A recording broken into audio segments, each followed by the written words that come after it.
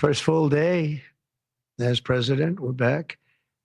And we had a great first term, but we're going to have an even better second term. And I think we're going to do things that people would be shocked at. We're starting off with tremendous investment coming into our country at levels that nobody's really ever seen before. And they're very happy with the fact that I won the race and that they feel confident in their investments.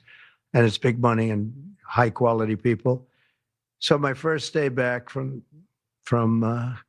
having a nice life, it's my honor to welcome three of the world's leading technology CEOs. And in the case of Larry Ellison, it's well beyond technology. He's sort of CEO of everything. He's an amazing man, an amazing business person. But to announce the largest AI infrastructure project by far in history, and it's all taking place right here in America.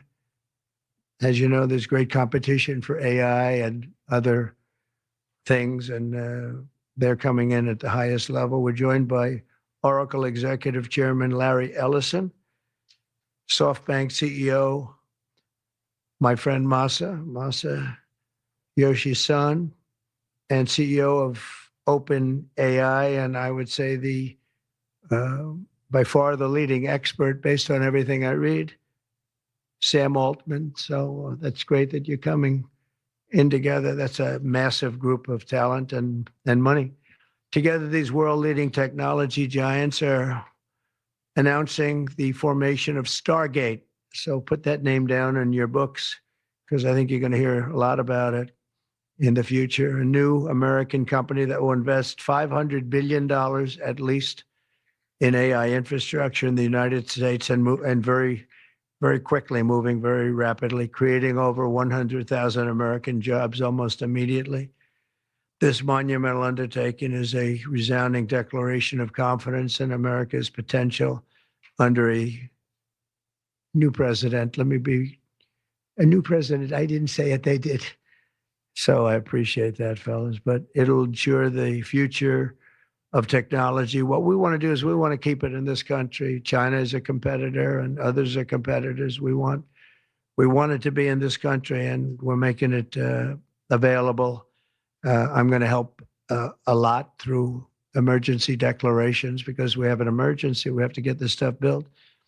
So they have to produce a lot of electricity, and we'll make it possible for them to get that production done very easily at their own plants if they want, where they'll build at the plant, the AI plant, they'll build energy generation, and that will be incredible.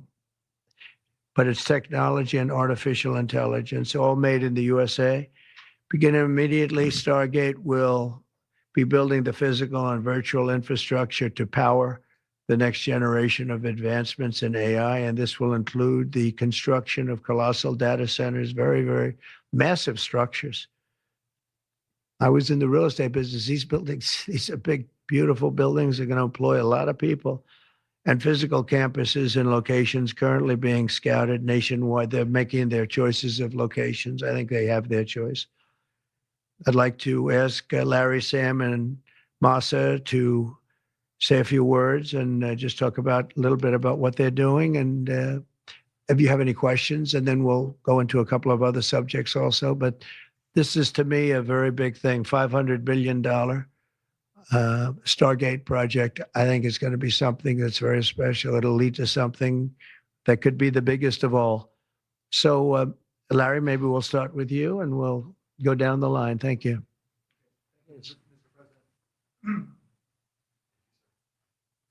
Thank you, Mr. President. We certainly couldn't do this without you. It would simply be impossible. AI holds incredible promise for all of us, for every American. We've actually been working with OpenAI for a while, and with Masa for a while. The data centers are actually under construction. The first of them are under construction in Texas. Each building's 500,000 square feet. There are 10 buildings currently being built, but that will expand to 20, and other locations beyond the Abilene location, which is our first location.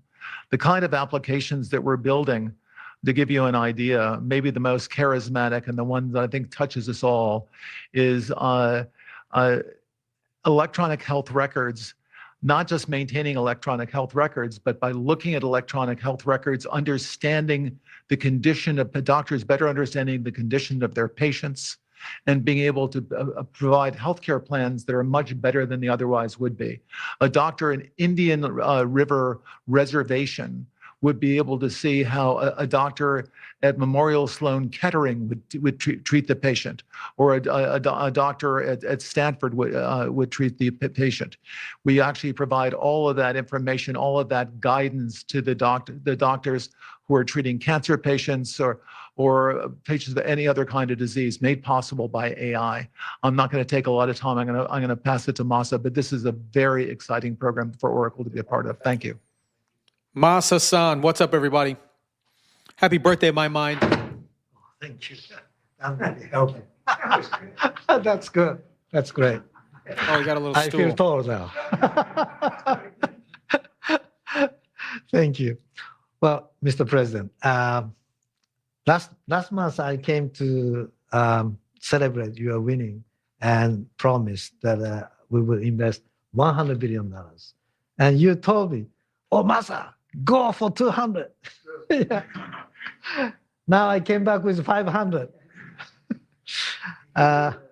Because this is the, as you said yesterday, this is the beginning of golden age of America. This is one great example, I think, right? We wouldn't have decided to do this. I think so. This is the beginning of golden age. We wouldn't have decided unless you won. And yesterday we agreed, we signed to make this happen because of this day. So we would make this happen. We would immediately start deploying $100 billion with a goal of making $500 billion within next 4 years, within your term, right? Because of your success. So we are very, very excited to do this. And our partner is, of course, SoftBank, OpenAI, Oracle, and additionally investing partner with MGX. On top of that, we have the technology partner, NVIDIA, and of course, Microsoft has been very, very supportive to Sam and continue to support all our success. This is not just for business. As Larry said, this will help people's life. This will help solving many, many issues, difficult things that otherwise we could not have solved with the power of AI. I think AGI is coming very, very soon. And then after that, that's not the goal. After that, artificial super intelligence will come to solve the issues that mankind would never, ever have thought that we could solve. Well, this is the beginning of our golden age. Thank you very much. I don't have too much to add, but I did want to say I'm thrilled we get to do this in the United States of America. I think this will be the most important project of this era. And as Masa said, for AGI to get built here, to create hundreds of thousands of jobs, to create a new industry centered here. We wouldn't be able to do this without you, Mr. President. And I'm thrilled that we get to. I think it'll be an exciting project. I think we'll be able to do all of the wonderful things that these guys talked about. But the fact that we get to do this in the United States is, I think, wonderful. So thank you very much. Could you just say one word? I hear so many positive things about what it's going to do for medical research and for solving things, cancer and all the different problems. How will AI help us with the fight against the various problems, diseases, etc.? These guys can maybe share more about some of the work they're doing there. I think they'll jointly be some of the leaders about driving progress here. But I believe that as this technology progresses, we will see diseases get cured at an unprecedented rate. We will be amazed at how quickly we're curing this cancer and that one and heart disease, and what this will do for the ability to deliver very high quality healthcare, the costs, but really to cure the diseases. at a rapid rate, I think will be among the most important things this technology does. Great. Very good. Thank you. So we're currently working on. Should I step on this? Okay. All right. No. I'm not that tall. I'm not that tall. You look even better. Thank you, Mr. President. One of the most exciting things we're working on, using the tools that Sam and Masa are providing, is a cancer vaccine. It's very interesting. It turns out, I'll be quick, all of our cancers, cancer tumors, little fragments of those tumors float around in your blood. So you can do early cancer detection. If you can do using AI, you can do early cancer detection with a blood test. And using AI to look at the blood test, you can find the cancers that are actually seriously threatening the person. So we can, again, cancer diagnosis using AI has the promise of just being a simple blood test. Then beyond that, once we gene sequence that cancer tumor, you can then vaccinate the person, design a vaccine for every individual person to vaccinate them against that cancer. And you can make that vaccine, that mRNA vaccine, you can make that robotically, again, using AI in about 48 hours. So imagine early cancer detection, the development of a cancer vaccine for your particular cancer aimed at you, and have that vaccine available in 48 hours. This is the promise of AI and the promise of the future. Great. Thanks.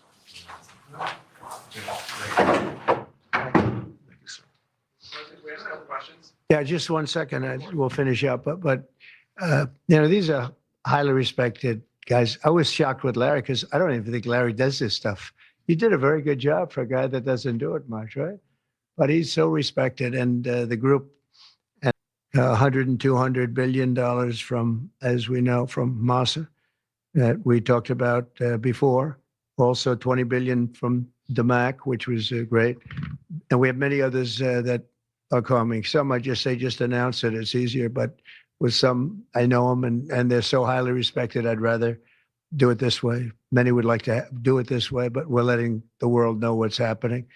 This is money that normally would have gone to China or other countries, but in particular China. In total, before the end of my first full business day in Washington in the White House, we've already secured nearly $3 trillion of new investments in the United States, and probably that's going to be 6 or 7 by the end of the week. Tremendous amounts of money are coming in for many things other than even AI. AI seems to be very hot. It seems to be the thing that a lot of smart people are looking at very strongly. And our country will be prospering like never before. I think that's true. And it's going to be the golden age of America. As I say, yesterday we had the most ambitious, action-oriented day of any administration in history. No, there's never been a first day like yesterday, as you know. I signed a sweeping slate of executive orders to stop the invasion of our borders. I launched a government-wide effort to defeat inflation and bring down the cost of daily life and bring down the cost of energy, magnificently bring it down. And when energy comes down, Larry, I'd say generally speaking, when energy comes down, everything else comes down. The prices of food and the prices of everything else come down. Energy is that's the big baby. And we declared a national energy emergency to drill, baby, drill, our term that we use. We're going to drill, baby, drill like never before. We ended destructive DEI mandates across the federal government and returned our country to a merit-based system and a common sense system.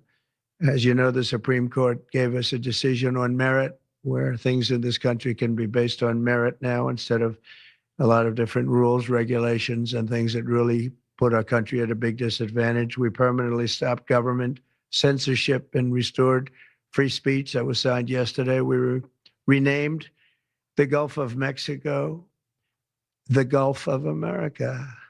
Sounds so beautiful, the Gulf of America, and returned the name of a great president, William McKinley to Mount McKinley. They took off the name. And he was actually a great president. He was a very, very successful businessman. He ran for governor of Ohio. He won and did a great job as governor, ran for president, and he won. He was assassinated ultimately in his second term, unfortunately. But he was the tariff king, and I don't think he was as bad as I am. I think I believe in him even more than him, but he believed in him very strongly. And he raised massive amounts of money. Our country was at its richest from 1870 to 1913. We had the most. That was when we were the richest, relatively speaking. We were the richest during that period of time. That was tariffs from other countries. And our administration's moving with unprecedented urgency and speed to confront every single crisis facing us, and we'll get the job done.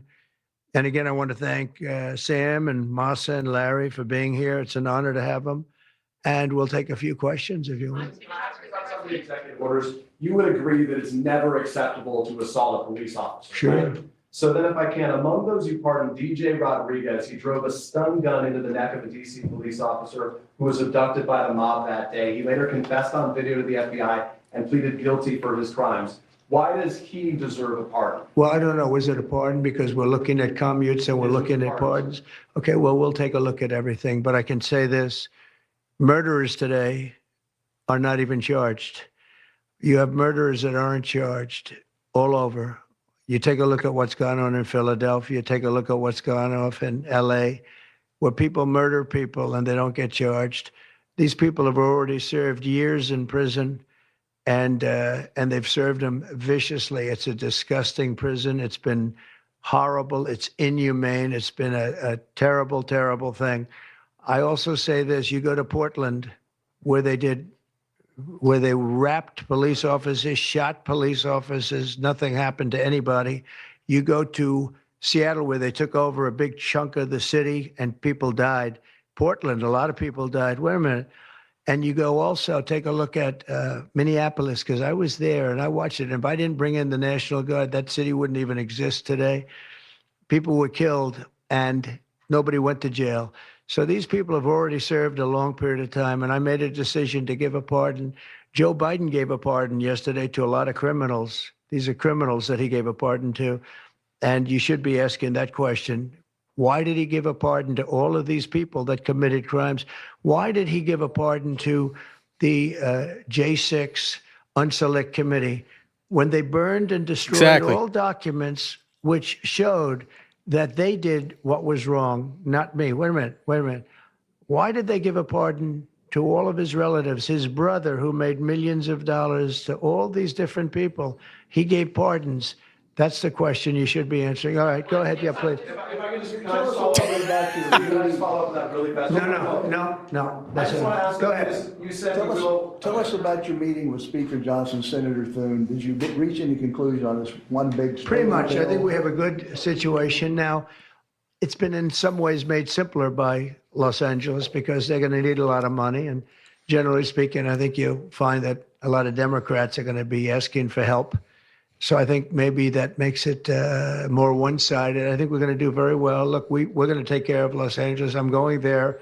I'm going to North Carolina, which has been abandoned by the Democrats. And I'm going to North Carolina, very importantly, first. I'll be there on Friday. And then I'm going from there to Los Angeles. And then I'm going to Nevada. And I'm really going to Nevada to thank them for the vote, because we won Nevada overwhelmingly. And that's usually a Democrat vote. And I just want to go there to thank the people of Nevada for the big vote. So we'll be making that. Yeah, please. The leaders of the Proud Boys and the Oath Keepers were freed following their pardons yesterday. At the time back in 2021, you urged them to stand back and stand by. Is there now a place for them in the political conversation? Well, we have to see. They've been given a pardon. I thought their sentences were ridiculous and excessive. One of the guys took down a flag that was an anti-American flag, and he was given years in jail. I don't know the exact number, but he was given many years in jail. I thought it was very excessive. And at least the cases that we looked at, these were people that actually love our country. So we thought a pardon would be appropriate. Yeah. Mr. President, is it also true in your conversations with Republicans today that you asked them to consider recess appointments for cabinet officials? I think, yeah, if it's needed, I don't think it's going to be needed. Marco, as you know, got passed overwhelmingly with 99-0, which is pretty amazing. Marco's going to do a great job, Secretary of State, but he just got, I guess he was the first one and just got approved. That's some vote, 99-0, and the nothing was a vote that he would have gotten if we wanted to do it. But you know whose vote that was? Who's doing a great job right now as vice president. Did you also talk about some sort of a trade or a deal involving wildfire relief in extension for a debt? Well, what I really want to have done, I was talking about this with the guys back in the Oval Office. Los Angeles has massive amounts of water available to it. All they have to do is turn the valve, and that's the valve coming back from and down from the Pacific Northwest, where millions of gallons of water a week and a day, even in many cases, pours into California, goes all through California down to Los Angeles, and they turned it off. It's off now. The valve goes, it turns toward the Pacific Ocean, and all that water goes pouring into the Pacific Ocean. If they did what I told them to do, they wouldn't do it because politically they didn't think it was good. I think it's great politically. I think they're dead politically. What they've done, they've destroyed the city. What they've done to that city is unbelievable. The sprinklers, their sprinklers in there like these right here that you see, none of them had any water in them. They didn't have any water. The fire hydrants, 40% of them had no water. The brush was just dry. Everything was dry. The sprinklers on the lawn weren't allowed to even be used. So, you know, everything was dry, and it was an inferno. They created an inferno. So we're demanding that they turn the valve back toward Los Angeles right now. It's not even believable that they haven't done it. Just so you know, they have a valve, and it turns like, think of a sink, but multiply it times many thousands of times the size of it. It's massive. And you turn it back toward Los Angeles. Why aren't they doing it? They either have a death wish, they're stupid, or there's something else going on that we don't understand. But we want the water that they're throwing away to be used for California. And that includes the farmers of California. You know, when you drive up north, you see all of the land. I couldn't believe it. I was with Devin Nunes when he was a congressman and some other congressmen from the area, and we're driving up and we're on the highway, and I keep looking at these farms, and the land is bone dry. And then you'd see an acre, about an acre or 2 acres, with the most beautiful green plants growing in it. The most beautiful it's rich stuff. And you look at the soil, and it's so rich. That soil is almost the equivalent to like Iowa soil. It's phenomenal. It's got no water. But the reason it has no water, I said, do you have a drought? No. I said, what do you mean you don't have a drought? Look at the thing. It's dry as a bone. The reason you have like an acre is because they say you can farm 1 acre, but no more, because they didn't want to waste water. But they throw the water into the Pacific Ocean. These people are crazy. So we're going to be issuing an executive order demanding that they immediately let that water come down through California. Farmers, even people living in Beverly Hills. Now, those people have been a lot of them are wiped out. Believe it or not, you know, they were having restrictions, Larry, you know about this. They wanted to restrict you to 38 gallons of water a day. That sounds like a lot, but it's not. When you're a rich person and you like to take a shower, 38 gallons doesn't last very long. And they have all this water, and it's really good water. Up high, Pacific Northwest, some comes in from Canada, a nice country, by the way, comes in from Canada, and it comes all the way through California, and they're restricting it. You even have the half pipes, you know, the half pipes, the cut pipes, big ones, bigger than this room, and they're going all the way down, and they're bone dry, and they could be loaded up with water. No, but isn't it incredible that they don't do it? And it's to protect the Delta smelt. It's a fish that's doing poorly anyway. But I said, how are you under Biden? I mean, we're in there for $200 billion more. Now, it affects them more than it affects us. We have an ocean in between, right? Little thing called an ocean. The European Union should equalize. We're in there for $200 billion more than the European Union. I mean, what are we, stupid? I guess the answer is yes, because they must think so. But the European Union takes advantage of us tremendously on trade, and they now take advantage of, and always have. If I didn't get involved years ago, my first term, one of the first things I noticed was that they're not paying enough. They're not paying. And a lot of those countries weren't even paying, the NATO countries. They weren't paying. Only 7 out of 28 were paying. We were one of them. And Poland was one. And they had a few of them that were paying, and some were paying very proudly. Usually the closer to the borderline of Russia they were, the faster they paid, okay? The ones that were further away tended not to pay so fast. And one thing on that, I think they should lift their number not to 2%, but to 5%. NATO should be at 5%, not at 2%. 2% is ridiculous, yeah. Did you ask President Xi in your conversation about Ukraine, you asked him to get involved in helping settle that? Can you tell us about that? I did, yeah. I said, you ought to get it settled, because he's not done very much on that. He's got a lot of power, like we have a lot of power. I said, you ought to get it settled. We did discuss it, yeah. Do you intend to continue selling products that benefit yourself personally while you're president? Well, I don't know if it benefited. I don't know where it is. I don't know much about it other than I launched it. I heard it was very successful. I haven't checked it. Where is it today? You made a lot of money, sir. How much? Several $billion, it seems like, in the last several days. Several billion? That's peanuts for these guys. So you talked about the letter from President Biden. Can you give us some sense, broadly speaking? Yeah, he wrote me a nice letter. I mean, I did open it last night. And I didn't know. Peter said, did you get the letter? I said, wait a minute, let's see the letter. It's sort of a tradition. You put it in the drawer, especially of the beautiful Resolute desk, right? And I opened the drawer, and there it was. It said to number 47. And it was a very nice letter. I mean, I could show it because I think it was a nice letter. Maybe I will. I think just basically, it was a little bit of an inspirational type letter, you know, enjoy it, do a good job. Important, very important, how important the job is. But I think it was a nice letter. I think I should let people see it because it was a positive for him in writing it. I appreciated the letter. Mr. President, were security concerns at all a factor when deciding to move your inauguration indoors? No, not at all. No, not at all. It was just cold. If we would have, you know, I just went out to the helicopter, right, we said goodbye. That's a tradition. As long as before it used to be a stagecoach, and then helicopters came along. But that's been a tradition. You go out and you do that. And we stood there for 10 minutes, and I'll tell you what, people would not have been able to get through that day. That was cold. It was sort of interesting. Don't let the sun fool you.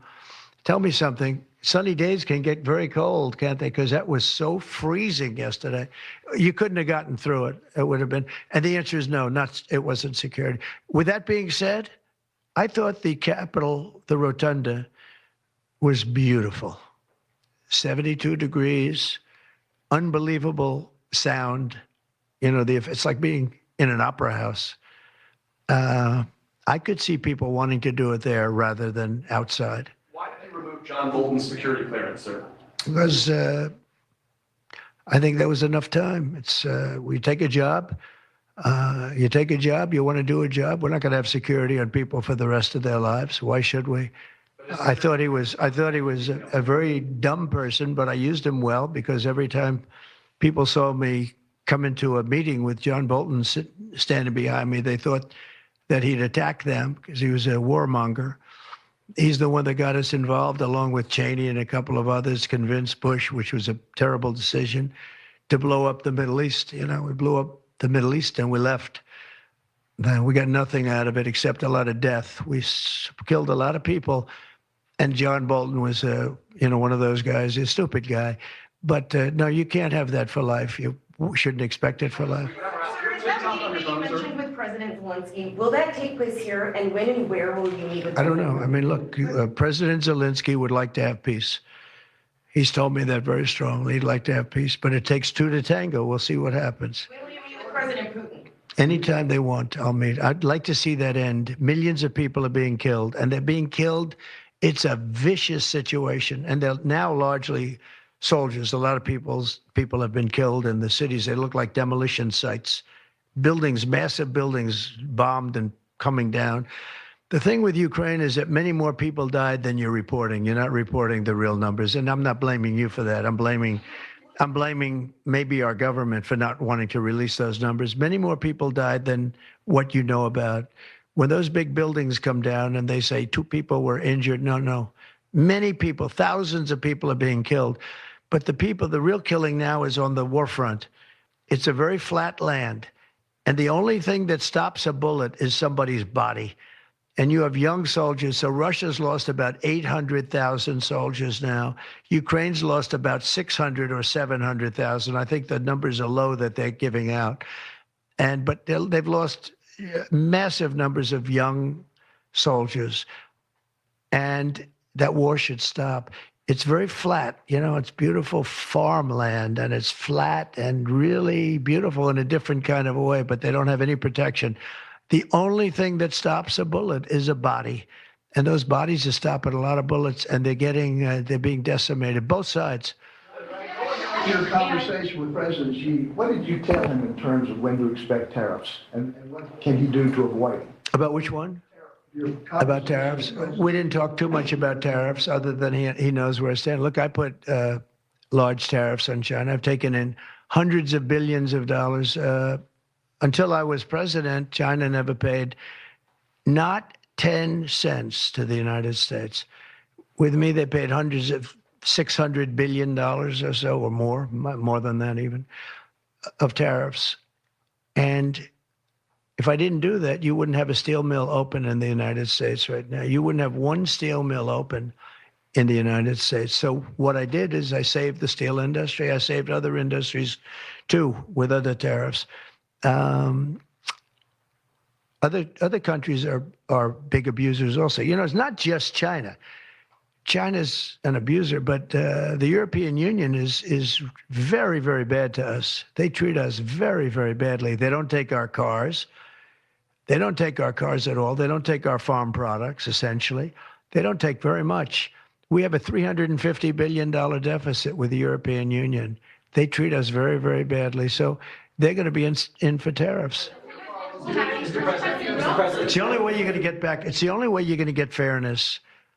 You can't get fairness unless you do that. But the European Union's treated us very badly. But essentially, everybody treats us badly.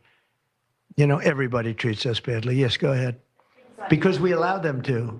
Because we've had stupid people doing this, and we can't have. I'd like to have these 3 people negotiate for us, just for 1 week, and would be a rich country again. But we'll be rich.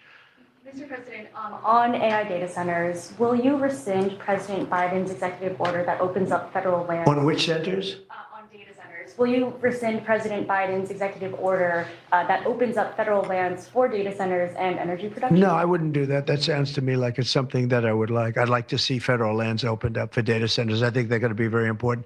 Again, we have a lot of competition for that.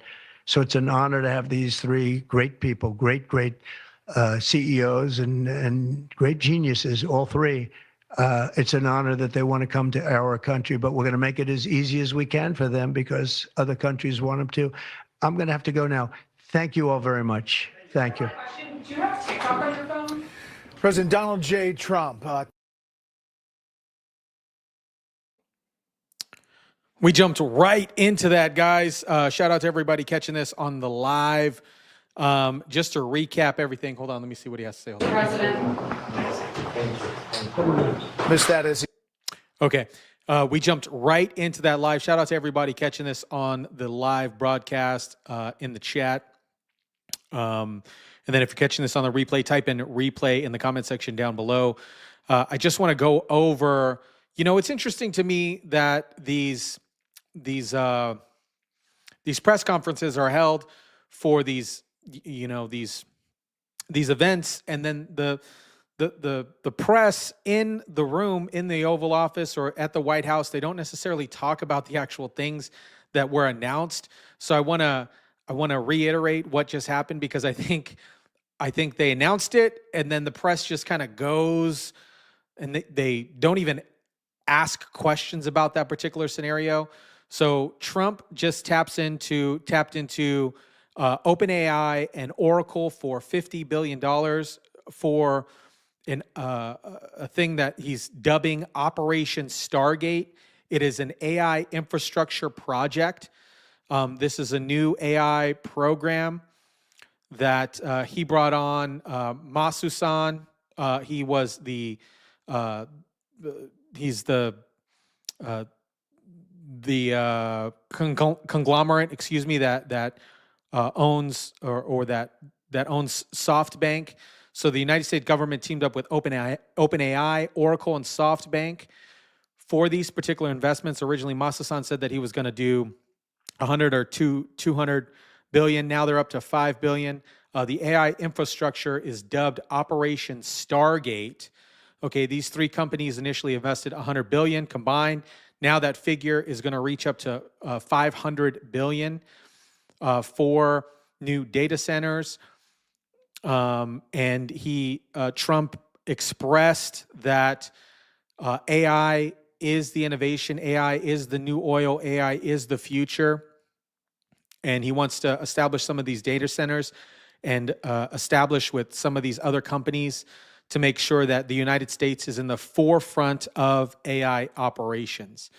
So that's just kind of the recap of what happened and what he just talked about. And it's interesting to me that the press, they don't necessarily ask questions about that, which is semi-disheartening because, this is a huge announcement, not only for engineers that operate these AI systems, but also potential future job opportunities for engineers and everybody in the AI tech space. So anyways, they talked more about some other stuff, but, again, Trump mentioned, hey, AI is the new superpower. AI is the technology, quote unquote, oil. And these three companies announced that they're initially investing $500 billion into AI infrastructure into the United States. This is huge. This is huge. And, I love the way that Trump commands the press conference. He doesn't walk away. He doesn't shy away from questions like the previous administration did. Immediately Joe would just read a statement and then dip out the door because they promised him ice cream and a slice of pizza. But Trump stands there in the fire and answers all these questions. We are back. We are back, baby. And we are going to do some amazing things. I know there was some questions in regards to the chat regarding AI infrastructure. I know that these data centers, building these data centers are huge, and it takes a lot of manpower, a lot of human manpower to operate some of these data centers. We have some large data centers out here in Las Vegas, massive buildings. It requires a lot of engineers and it requires a lot of security. So, I think AI will, this is just my personal opinion, AI will open up a new revolutionary door for new job opportunities, but I feel also that it will eliminate some like base level jobs, unfortunately, and that's just the way that it is. I think it'll eliminate a lot of data entry jobs and things like that. But let me jump into this chat real quick because we just jumped right into this live. Shout out to everybody catching this on the live. Yeah, and smash the like button if you kindly would. It does help with the YouTube algorithms. Let's see. Let me jump in here. China is ahead and we have to catch up. I know people get nervous, but that's going that way. Yes, 100%. This is just the way that technology is going. And if you guys aren't privy on some AI, some base level AI systems and things like that, get privy to it. Get privy to it. Learn how to use it. Whether that's in your job, or your daily life, because it's absolutely great. I know China just launched a competitor to ChatGPT or OpenAI. Me personally, I don't I'm not using that. I know it's a lot cheaper, but I'm not going to use that simply because, I don't know where the data's going. It's either the data's going to China or the data's going to the CIA. So, one of two evils, but I'd rather keep it in the United States. Time to definitely upscale our skills, but in another way would be better opportunities now for work. Yeah, absolutely. I think AI is going to open up a lot of doors, whether that's for new systems, new processes, new programs. AI does a lot. AI absolutely does a lot. I particularly use it a lot in my data aggregation stuff for real estate. CNN, the Chinese news network, doesn't care about Americans. Yeah, absolutely. They don't. Oh, and My Mind's still on the chat. Happy birthday to My Mind. It is My Mind's birthday today. So shout out to My Mind. But that is the recap. This is a huge announcement from Donald Trump. $500 billion into AI infrastructure. United States teaming up with OpenAI, Oracle, dubbing Operation Stargate. This is some huge news. Huge news. Let me just run into this chat here. All right. Awesome. Really, really big announcement from DT. We are back. This guy, happy birthday, My Mind. Go, shawty. It's your birthday. I want to run through the super chats really quick. So shout out to Hustle for the super sticker. Really, really appreciate you. And shout out to Rob. Thank you so much for the super chat. People don't hate the media enough. Absolutely.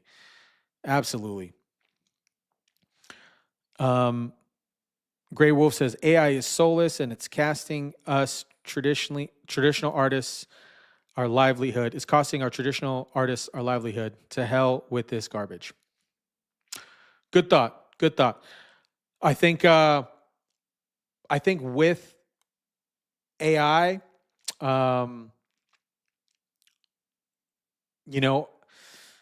art's going to transform, data's going to transform, a lot of things are going to transform. Just Marie says data centers require so much electricity and it puts a burden on the community. Virginia is fighting now. Yep, it does. It does pump out a lot of energy. They require a lot. I have a buddy of mine out in San Francisco who launched a cloud-based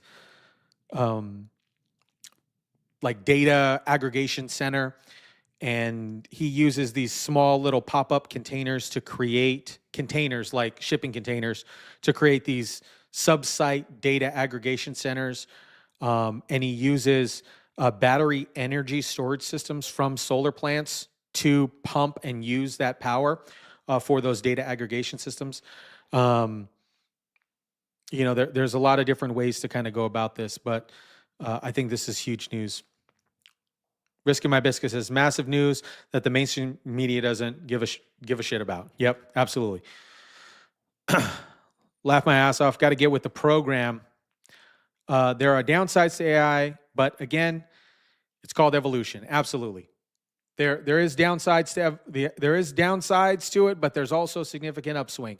If you can capitalize on utilizing AI, whether that's in your daily life or make your life easier or create a potential opportunity, I'm all about it. I'm all about it. Gray Rule says, I'm 65. I've been an illustrator for 40 years, and this AI crap is going to bankrupt me and many others. I think there's pros and cons to being an artist specifically with AI. Just to kind of give you a little background, guys, this is a little tangent. I originally went to school for fine art, and then I switched my major about 2 years in. But I was originally like a graphite artist, graphite, pencil, pen and ink, color pencil, things like that. And I was very upset because at the time Photoshop had just kind of launched, and I was very apprehensive about using Photoshop and these other different technologies to create art, but that's the way that they were teaching us. And I still use, fine art skills, but I was very apprehensive to use it. But now it's interesting because I use it quite a bit. I use it quite a bit for the thumbnails. I use it quite a bit for other projects and other consulting things that I do. And yeah, it's just the ultimate evolution of it. Unfortunately, let me run into some of these comments. As long as we keep training AI out of the hands of woke, I think we'll be fine. Yeah, absolutely. We definitely do have to keep in mind, AI is collecting a bunch of data, and you can put in a test from school and it'll answer all these questions. So it's calculating all these things. If we don't actually control and isolate some of these concerns, it can get out of control. It can be like Terminator or the Matrix,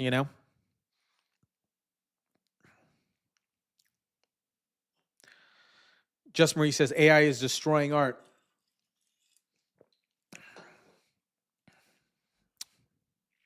Fine art. Yeah, for sure.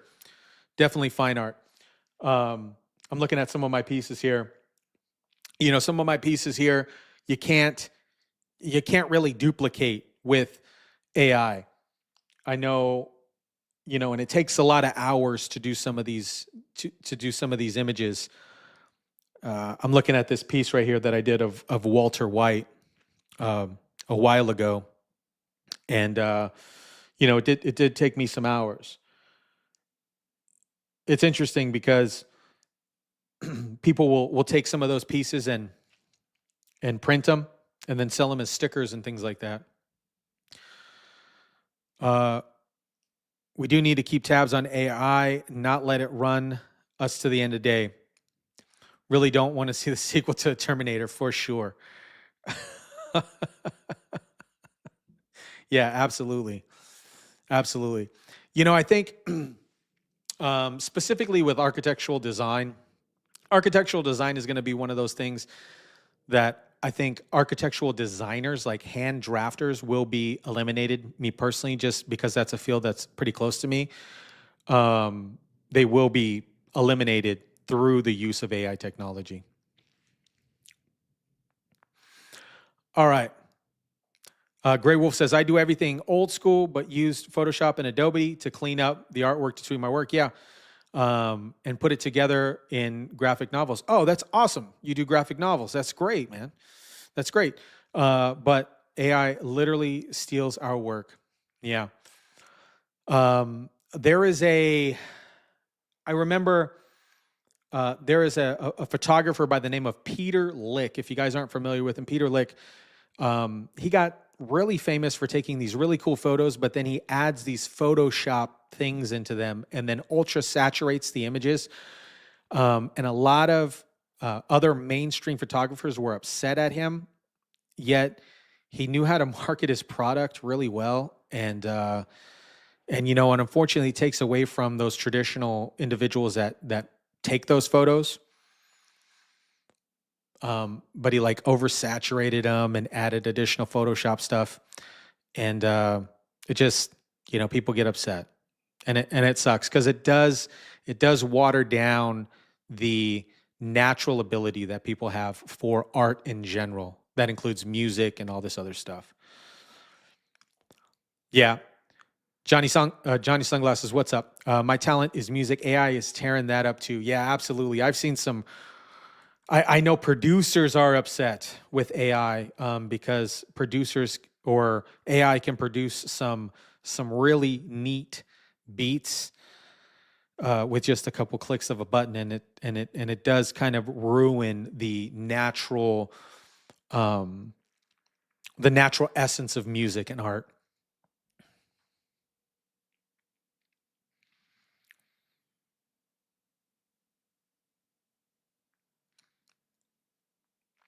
It's interesting, but before I jump off, I think that the natural talent of human and innovation and artistic ability from the human, I don't think it's going to go away. We see that through platforms like YouTube and Rumble and things like that, where the human element, like this, the connection, this type of situation, can only be inserted through a human. And I think there is a huge difference from a piece of art that, whether that's music or whatever it is, from a human. There's a particular type of energy that has that AI cannot replicate. That's just my personal thought.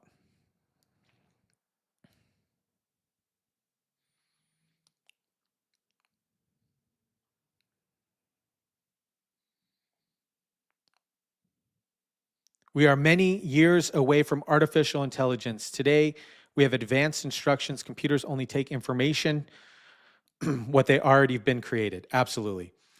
There are limitations to AI currently, specifically like OpenAI, like ChatGPT.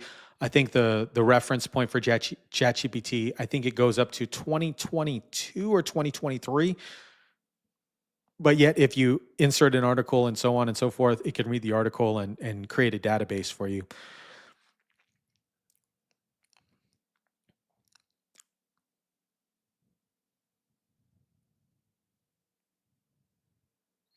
Yeah, art is human creativity. Yep. Yep. Awesome. All right, guys. I am going to jump on out of here. If you're catching this on the replay, type in replay in the comment section, and I'd love to know your thoughts. If you're catching this on the replay, let me know your thoughts about this massive news for Operation Stargate, the new artificial intelligence infrastructure innovation with OpenAI and Oracle with the United States. Drop it in the comment section down below. And I want to give a huge shout out to the moderators in the chat. Shout out to all the moderators, some of the best moderators in the business. And I want to give a huge shout out to everybody that's catching this on the live chat. Drop your comments down below. Smash the like button if you kindly would. And again, Stephanie says, happy birthday to my mind. Happy birthday, my mind. Drop your comments down below. Smash the like button, and I will catch you guys on the next one.